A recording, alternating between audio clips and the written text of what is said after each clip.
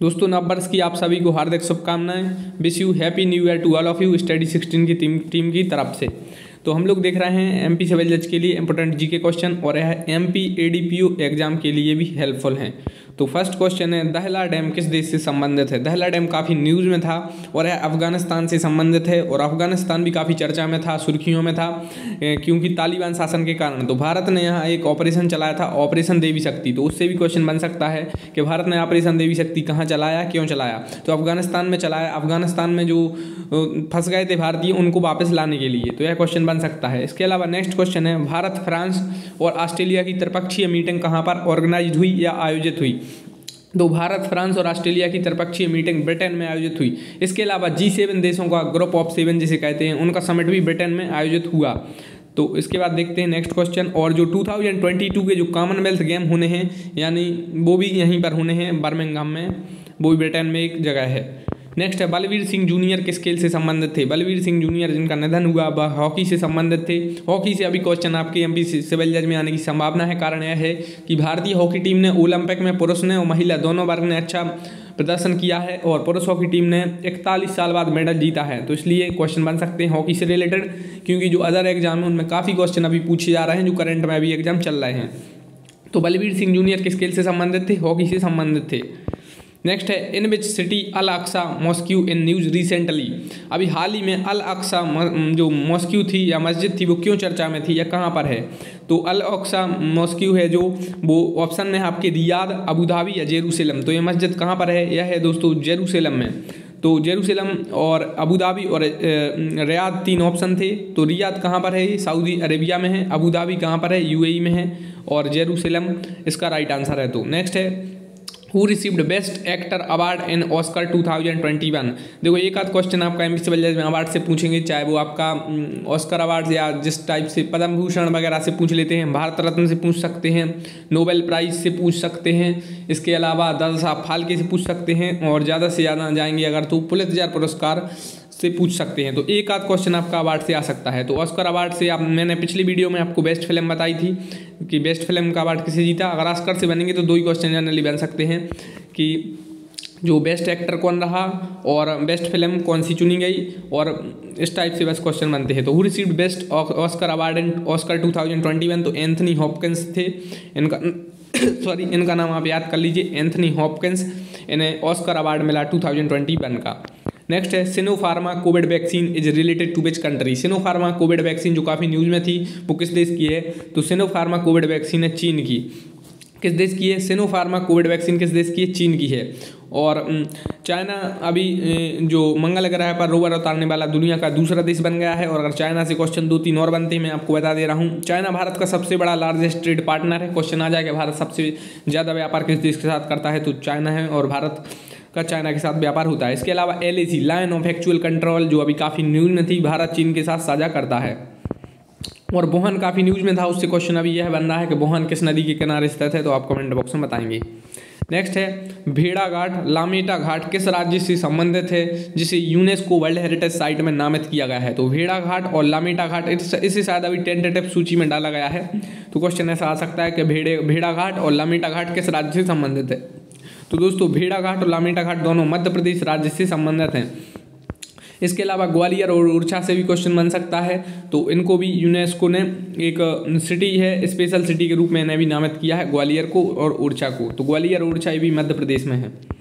Next है, miss universe 2021 का खिताब किसने जीता। तो ये भारतीय है। मिस यूनिवर्स 2021 का खिताब जीता है हरनाज संधू ने। तो यह क्वेश्चन बनने की संभावना है एग्जाम में। नेक्स्ट है, which neighbour country dissolve parliament recently. किस भारत के पड़ोसी देश में संसद भंग हुई हाल ही में। ऑप्शन में है नेपाल, म्यांमार, बांग्लादेश और भूटान। चारों भारत के पड़ोसी देश हैं। तो नेपाल है, नेपाल में जो पार्लियामेंट है वहाँ पर भंग हो गई थी। और म्यांमार भारत का पड़ोसी देश है, यहाँ पर आर्मी का शासन हो गया था, सैन्य तख्ता पलट हो गया था। यह क्वेश्चन बने कि भारत के किस पड़ोसी देश में सैन्य तख्ता पलट हो गया। तो म्यांमार उसका राइट आंसर है।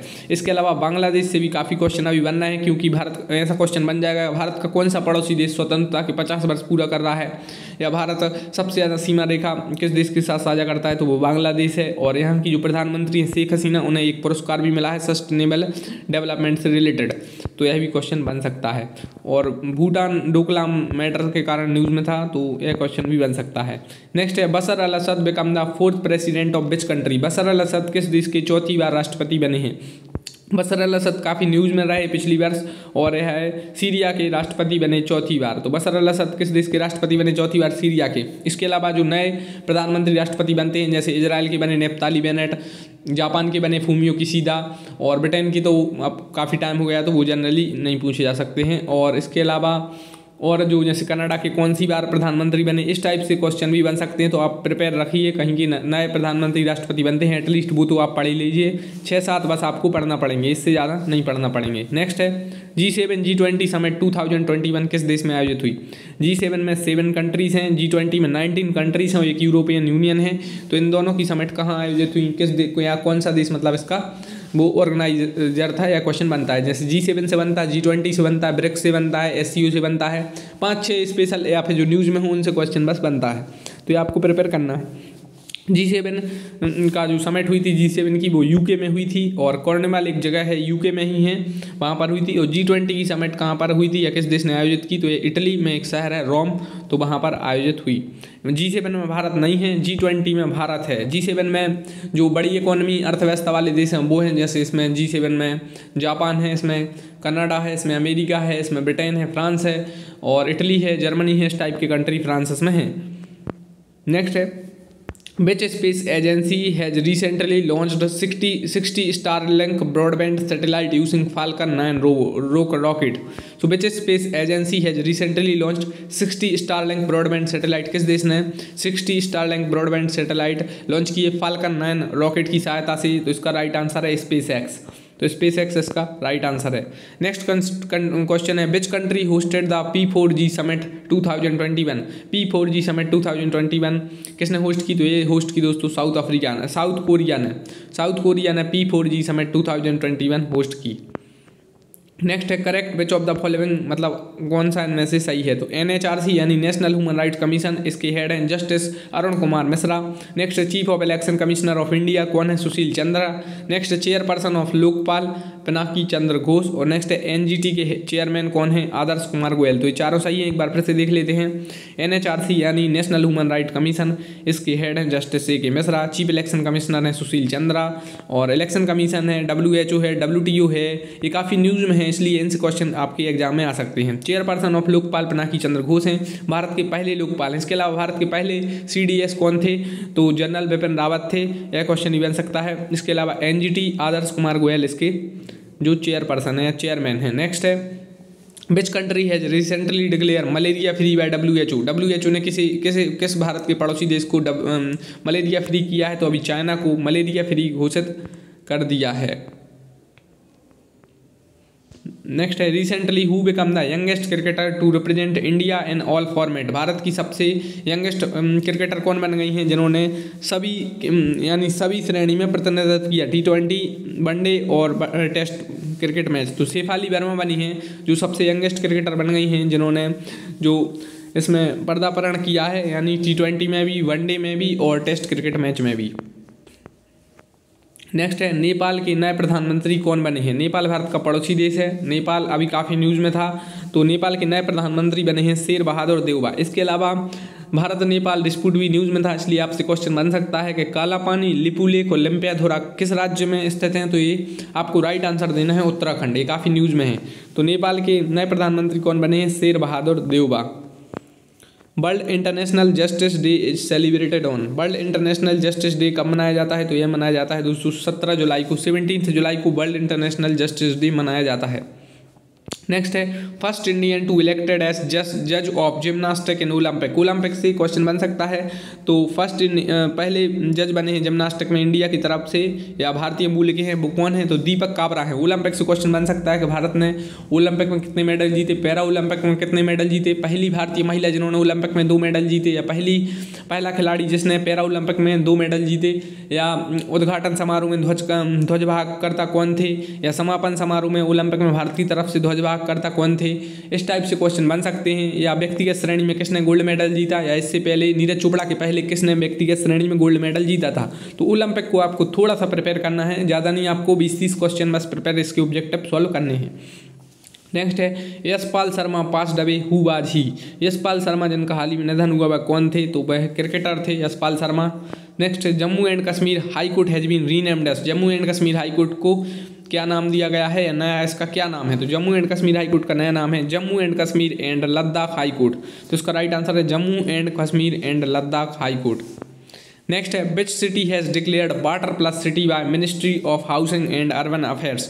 तो किस सिटी को वाटर प्लस सिटी का दर्जा दिया गया है ministry of housing and urban affairs के द्वारा, तो इंदौर मध्य प्रदेश को, मध्य प्रदेश की आर्थिक राजधानी भी कहते हैं इंदौर को, और MPPSC का हेडक्वार्टर और मध्य प्रदेश वित्त निगम का हेडक्वार्टर भी इंदौर में है, और जो हाई कोर्ट जबलपुर में है उसकी 2 खंडपीठ हैं, एक ग्वालियर और एक इंदौर, तो एक इंदौर में है। और इंदौर 5वीं बार सबसे स्वच्छ शहर, 5th times best cleanest city in India, तो 5वीं बार इंदौर ने सबसे स्वच्छ शहर का दर्जा भी जीता और वाटर प्लस सिटी का दर्जा भी इंदौर को मिला, तो आपको यह याद रखना है। नेक्स्ट है भारत किस देश के साथ 2021 को पर्यावरण के वर्ष के रूप में मना रहा था, तो अब 2022 आ गया है। क्वेश्चन ऐसा बनेगा कि भारत किस देश के साथ 2021 को पर्यावरण वर्ष के रूप में मना रहा था, तो भारत फ्रांस के साथ मना रहा था। फ्रांस काफ़ी न्यूज में था। फ्रांस पहला देश बन गया जिसने जो स्पेस यानी आप कहते हैं हिंदी में अंतरिक्ष में इसने जो सैन्य अभ्यास किया। इसके अलावा भारत ने जो राफेल विमान खरीदे थे जो काफ़ी न्यूज में थे वो फ्रांस से ही खरीदे। इमानुएल मैक्रोन भी पिछले वर्ष अगर आप न्यूज पढ़ते हैं देखते हैं तो काफ़ी न्यूज में रहे, तो उनसे भी क्वेश्चन बन सकता है कि फ्रांस के राष्ट्रपति कौन है, इमानुएल मैक्रोन है। नेक्स्ट है मिशन इंद्रधनुष 3.0 किससे संबंधित है, तो मिशन इंद्रधनुष 3.0 संबंधित है एक्सटेंशन ऑफ वैक्सीनेशन से। एक आध क्वेश्चन आपका योजना से भी बन सकता है, पूछ लेंगे अंकुर योजना किस राज्य की है, या FIR आपके द्वारा किस राज्य की है, या आप इस टाइप से क्वेश्चन एक आध आपका बन सकता है।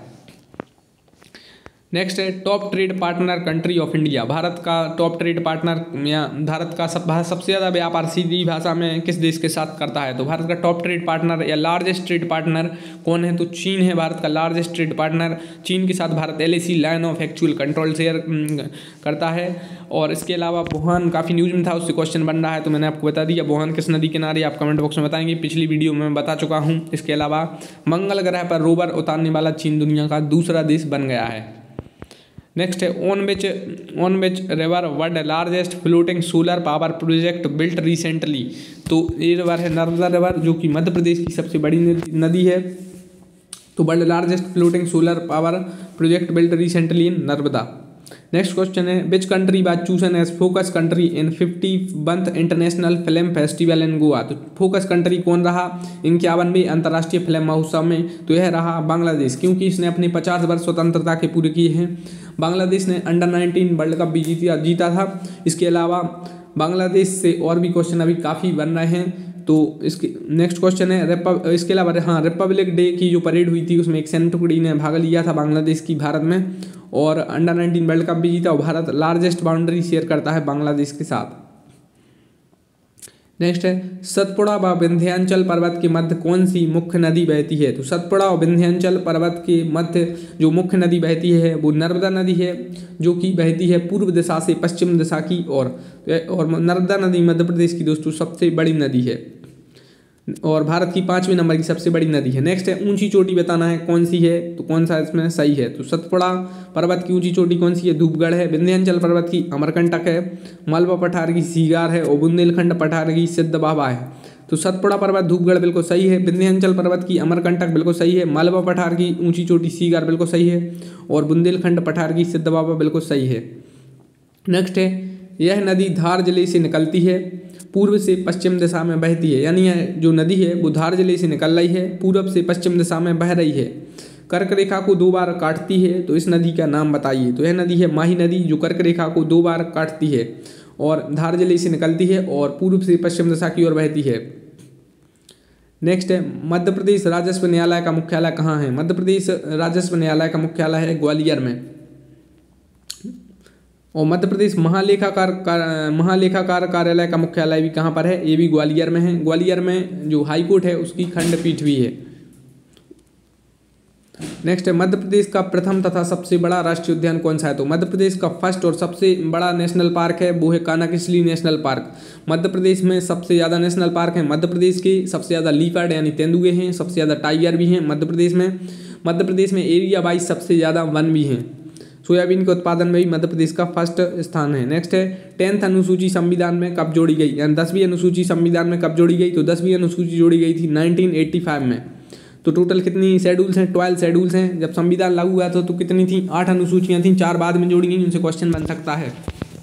नेक्स्ट क्वेश्चन है पहली बार भारत रत्न किसे दिया गया था? तो पहली बार भारत रत्न दिया गया था 1954 में, और पहली बार दिया गया था सर सीवी रमन को, जो महान वैज्ञानिक थे, सी राजगोपालाचारी को और सर्वपल्ली राधाकृष्णन को। तो पहली बार भारत रत्न किसे दिया गया? सर सीवी रमन, सी राजगोपालाचारी और सर्वपल्ली राधाकृष्णन को। तो आप वीडियो को लाइक करिए और चैनल को सब्सक्राइब कर लीजिए, और नेक्स्ट वीडियो में देखेंगे और important question. Thanks for watching the video, thank you. और नंबर्स की आप सभी को हार्दिक शुभकामनाएं और विश यू इंग्लिश में happy new year to all of you. Thank you.